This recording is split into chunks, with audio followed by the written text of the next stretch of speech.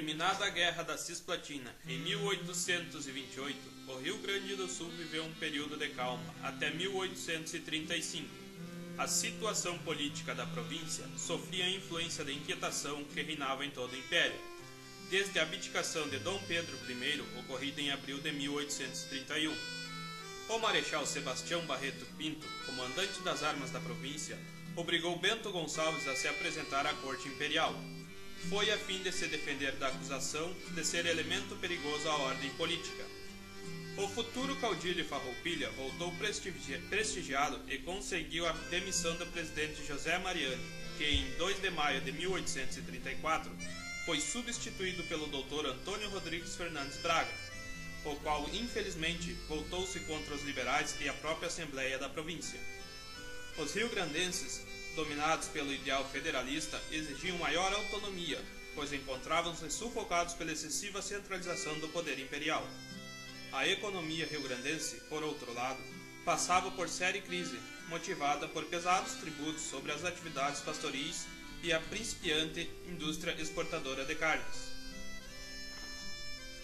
Além disso, a província vivia no abandono, sobretudo no setor de estradas, escolas, quartéis, dentre outros. Em campo ideológico, o comportamento do presidente Fernandes Braga tornava-se intolerável. Bento Gonçalves foi injustamente acusado pelo governante perante o Império. Entretanto, a própria Assembleia da província passou a apoiar ele, menosprezando a autoridade do presidente Fernandes Braga, no sentido de buscar a sua substituição por homens mais decididos. Bento Gonçalves da Silva, nascido em Triunfo no dia 23 de setembro de 1788, homem simpático, de elevada estatura, era um militar por excelência, patriota incomparável e destemido. Indignava-se agora contra a opressão com que o governo imperial submetia ao Rio Grande. Por fim, as atitudes agressivas e injustas do presidente Fernandes Braga e dos seus comandados contra sua pessoa acabaram por esgotar a paciência do bravo caudilho. É necessário que o Rio Grande mostre ao Império o verdadeiro valor do povo gaúcho. Bravo! Bravo! Bravo! Bento Gonçalves então percorre o interior da província, preparando os ânimos para a Revolução, que deveria romper no dia 7 de setembro, aniversário de nossa independência. Entretanto, somente no dia 20 de setembro de 1835, com 200 homens de cavalaria, sob o comando de Onofre Pires Silveira e José Gomes Jardim, partindo de Pedras Brancas, hoje município de Guaíba, invadem Porto Alegre pela Ponte de Azém.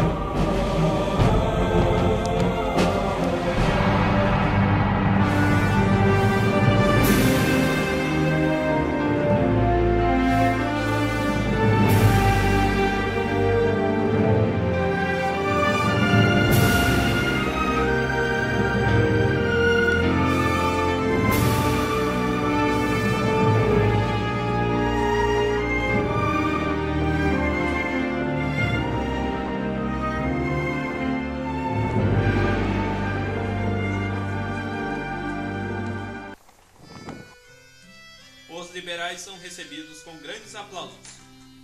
O presidente Fernandes Braga foge, então, para a cidade de Rio Grande, onde estabelece a sede do governo, enquanto a Câmara e a Assembleia da província convidam o vice-presidente Dr. Marciano Pereira Ribeiro a assumir o governo em Porto Alegre, ficando o Rio Grande do Sul, assim, governado por 2 presidentes.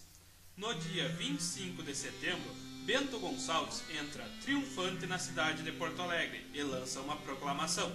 Grande tem homens e espada para conquistar o respeito e a honra que merece. A seguir, e informa ao regente Feijó acerca do ocorrido, logo após haver deposto o presidente da província, Fernandes Braga. Em seguida, Bento Gonçalves e Onofre Pires marcham sobre São José do Norte, Pelotas e Rio Grande, e ferem violentos combates contra as forças imperiais, obrigando o presidente Fernandes Braga a fugir para o Rio de Janeiro. Fato que aconteceu no dia 23 de outubro de 1835.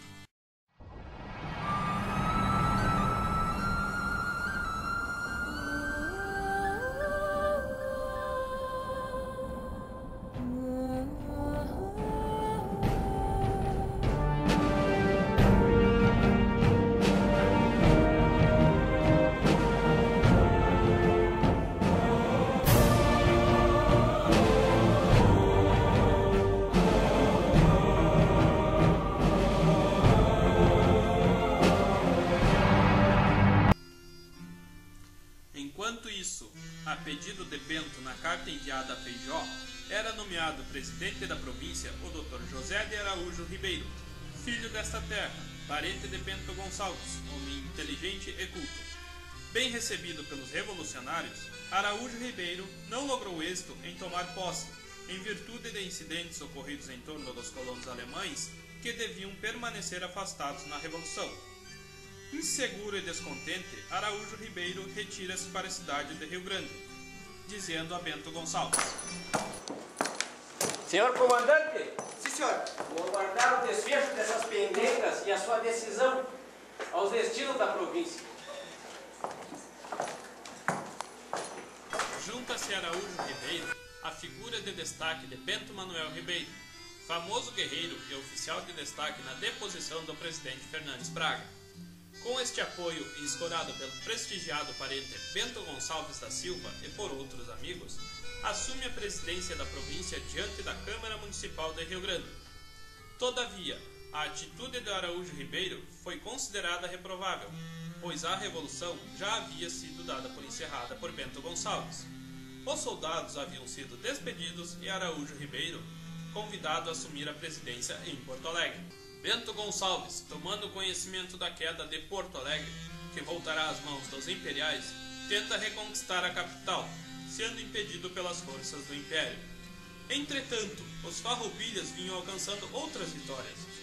Em 12 de julho de 1836, Antônio de Souza Neto, o general Neto, empurra novamente Silva Tavares para o território uruguaio, mas este, futuro visconde de Cerro Alegre, retorna e no dia 10 de setembro de 1836 bate-se com Souza Neto em Ceival, perto de Candiota, município de Bagé. Foi uma extraordinária vitória farroupilha. No dia seguinte, o histórico dia 11 de setembro de 1836, nos Campos dos Menezes, diante das tropas vitoriosas, Souza Neto proclamava a República Rio-Grandense, separando o Rio Grande do Sul do resto do Brasil, enquanto se aguardava que as demais províncias, adotando o regime republicano, se dispusessem a formar a Grande República Federativa. Senhores, estamos separados do Brasil! Viva o Rio Grande! Viva! No dia 20 de setembro de 1836, primeiro aniversário da Revolução, os oficiais farroupilhas, sob a liderança de Bento Gonçalves da Silva, conquistaram a adesão da Câmara de Jaguarão e de Piratini, informando ao governo imperial que o Rio Grande do Sul encontrava-se independente do Brasil. Iniciava assim a mais longa guerra civil sul-americana. Já havia transcorrido mais de um ano que Bento Gonçalves e seus oficiais partiram para a investida contra o Império. Dona Ana, irmã de Bento e proprietária da Estância da Barra, acolhia as mulheres que aguardavam ansiosas o retorno de seus bravos homens. Caetana, esposa de Bento Gonçalves, nas conversas do dia a dia, exclamava: Com a valentia de Bento, e peço a Deus para que ilumine-os nesta caminhada, nesta guerra que nós não queremos. Minha querida, conheço meu irmão e sei que tudo fará para proteger sua família, seus homens e o Rio Grande.